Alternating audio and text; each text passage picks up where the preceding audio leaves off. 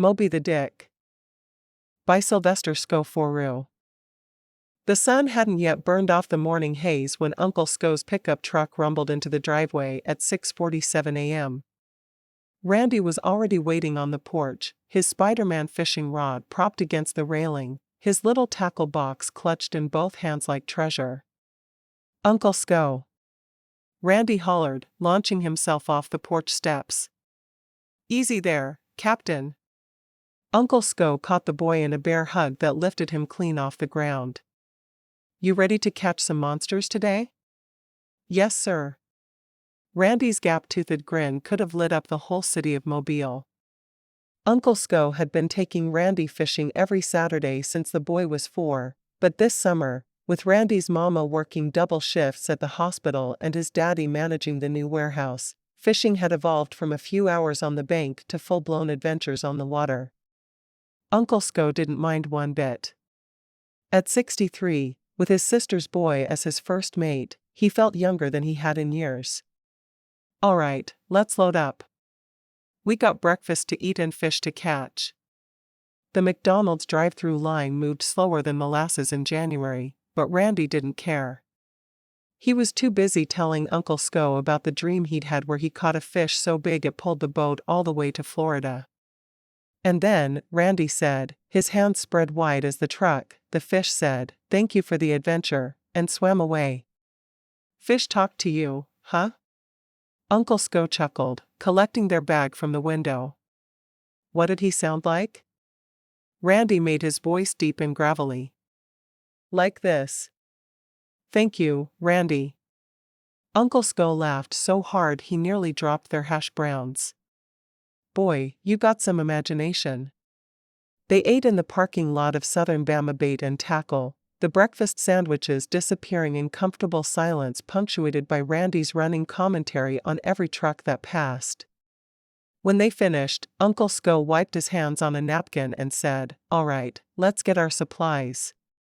Inside the shop, the smell of live bait and old wood greeted them like an old friend.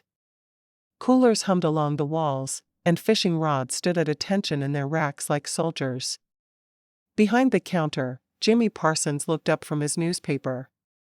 "Well, if it ain't Sco and his shadow," Jimmy said. "Y'all heading out to the bay?" "That's the plan," Uncle Sco said. "Need about 2 pounds of shrimp and a pound of squid." While Jimmy scooped their bait into containers, Randy pressed his nose against the candy display near the register. Uncle Sco knew what was coming. "Uncle Sco?" Randy's voice was small and hopeful. "Go ahead, pick one. Just in case the fish ain't cooperating." Randy selected a Snickers bar with the solemnity of a judge passing sentence, and Uncle Sco added it to their tab. They loaded the bait into the cooler in the truck bed, right next to Uncle Sco's 16-foot aluminum boat, which gleamed in the morning sun despite its age and the countless adventures it had seen. Hoppy's boat launch was only a mile down the road, nestled where Dog River met civilization with a handshake and a wink. The launch had been there longer than Uncle Sco could remember, run by Miss Hoppy, a woman whose age was a mystery and whose memory for faces was legendary. "Morning, Miss Hoppy." Uncle Sco called out as he backed the trailer down the ramp. Miss Hoppy emerged from her little office, a cigarette dangling from her lips, her sun-weathered face breaking into a smile when she saw Randy waving from the truck window. "There's my favorite fisherman," she said. "You gonna catch me something good today, Randy?" "Yes, ma'am. We're going to the big dock." "Well, you be careful out there. Water's been acting funny this week." She took Uncle Sco's $5 bill and tucked it into her apron. "Saw some strange currents yesterday. Probably just the ships coming and going, but you keep an eye out." "Will do, Miss Hoppy."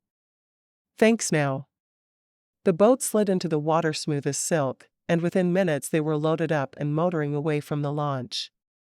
Randy sat up front, his life jacket buckled tight, his hand trailing in the water as they made their way down Dog River. The morning was perfect, temperature in the low 80s, humidity not yet oppressive, a light breeze coming off the bay. Egrets stood like white sentinels in the marsh grass, and a pelican dive-bombed the water 50 yards to their left, coming up with breakfast wriggling in its pouch. "Look, Uncle Sco. He got one." "That's how it's done, buddy. You gotta be quick."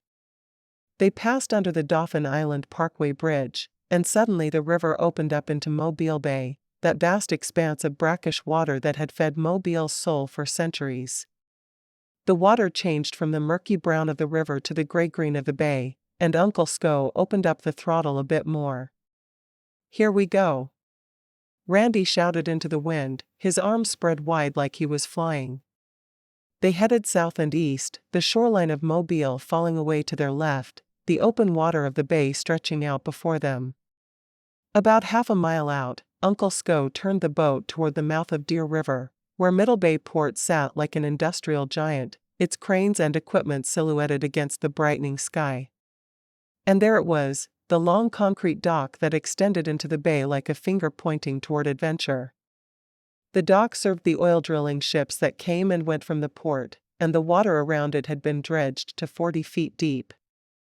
That deep water, Uncle Sco had learned over the years, was a highway for fish moving in and out of the bay.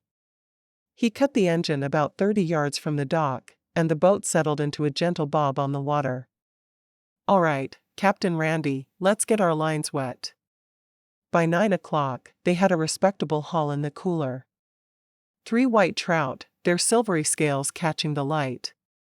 2 large redfish, their copper-colored bodies still fighting even in the ice.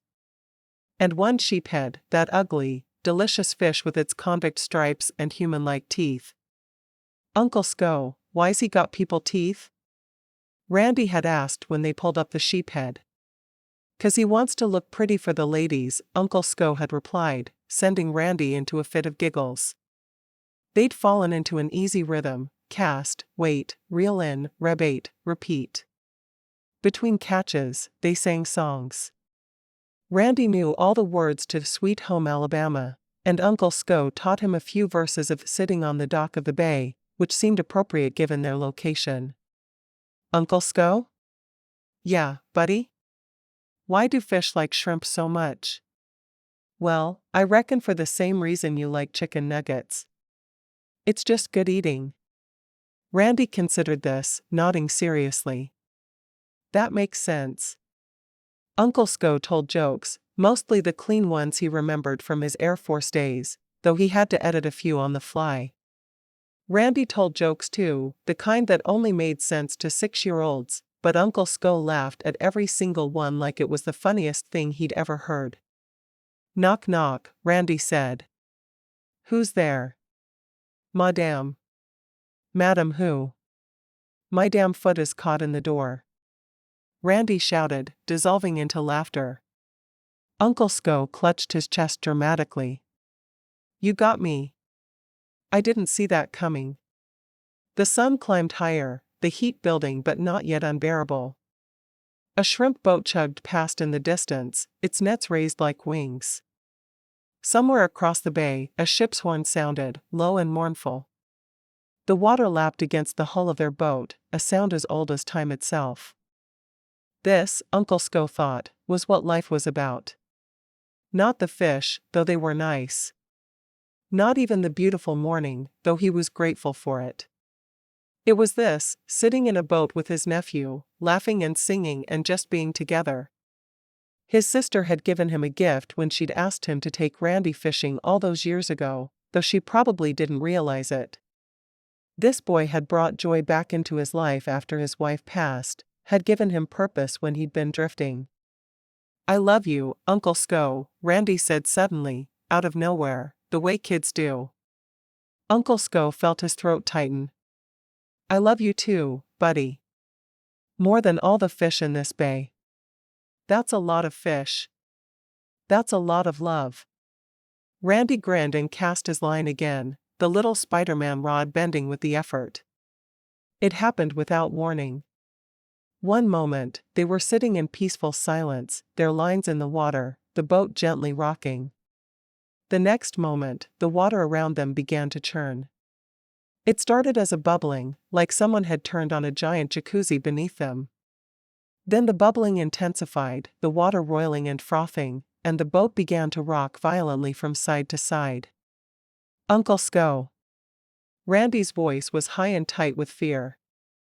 I'm scared. What is happening? Uncle Sco grabbed the sides of the boat, his own heart hammering in his chest. In all his years on this bay, he'd never seen anything like this. The water was churning in a circle around them, waves slapping against the hull, and the boat was pitching so hard he thought they might capsize. Hold on, Randy. Hold on tight.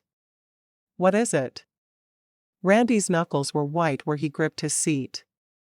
I don't know, buddy. I don't. Uncle Sco's mind raced through possibilities. Underwater current? A ship passing too close? Some kind of equipment malfunction at the port. What could it be? The churning intensified for another few seconds, seconds that felt like hours, and then, as suddenly as it had started, it stopped. The water went calm. The boat settled. The only sound was their heavy breathing and the gentle lap of waves against the hull. Uncle Sco and Randy sat frozen, still gripping their seats, staring at each other with wide eyes. Uncle Sco's fishing hat had blown off and was floating a few feet away. Randy's Spiderman rod had clattered to the floor of the boat. You okay, buddy? Uncle Sco managed to ask. Randy nodded slowly, his eyes still huge. They sat there for a moment, the adrenaline slowly draining away, replaced by confusion and relief.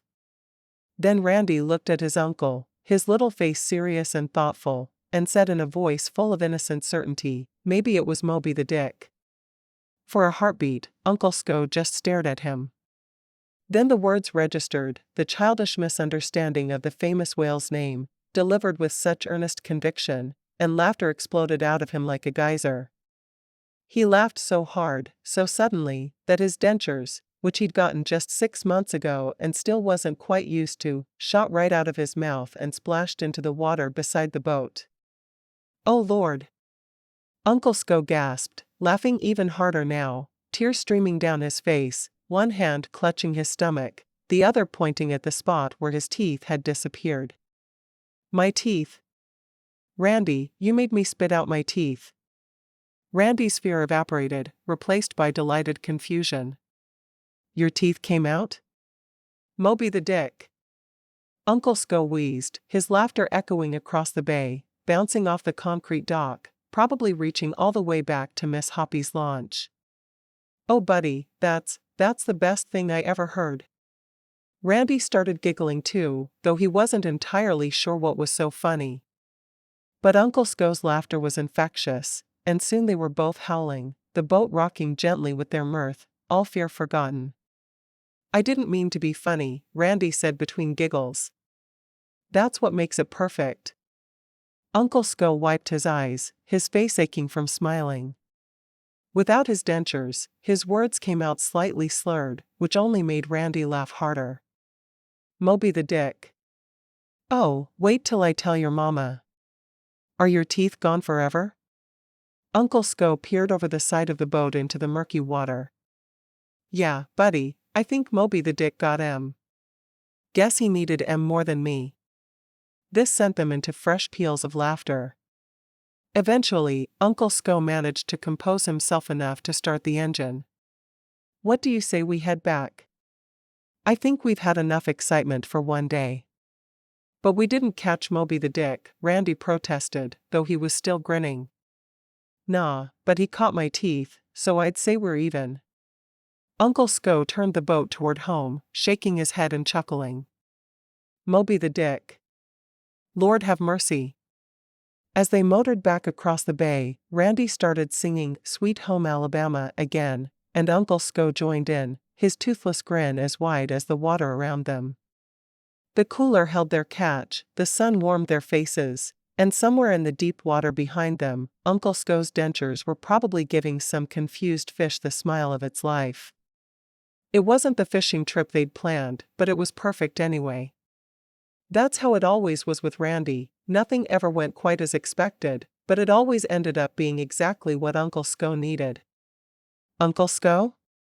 Randy called over the sound of the engine. Yeah, buddy? Can we come back next Saturday? Uncle Sco looked at his nephew, this beautiful, funny, innocent kid who'd just scared him half to death and then made him laugh harder than he had in years, and felt his heart swell with love. Wouldn't miss it for the world, Captain. Wouldn't miss it for the world. The boat cut through the water toward home, leaving a white wake behind them and carrying two fishermen who'd set out to catch fish but had caught something better, a memory that would last forever, and a story they'd tell for years to come. Though Uncle Sco made a mental note to call his dentist on Monday. And maybe to explain to Randy about Moby Dick before the boy mentioned Moby the Dick to his teacher when school started back up.